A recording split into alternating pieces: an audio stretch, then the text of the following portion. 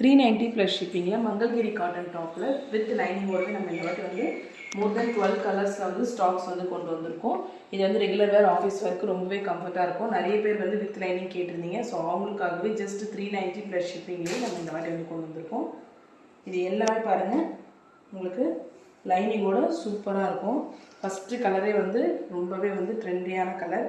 Sizes வந்து M2 XXL வந்து available இருக்குது. குர்த்தியோட லென்த் வந்து 41 to 42 இன்ச்சஸ் லென்த் இருக்கும். இதுவுமே நம்மளுடைய பேஜில் வந்து ஒரு ஃபாஸ்ட் செல்லிங் தான்.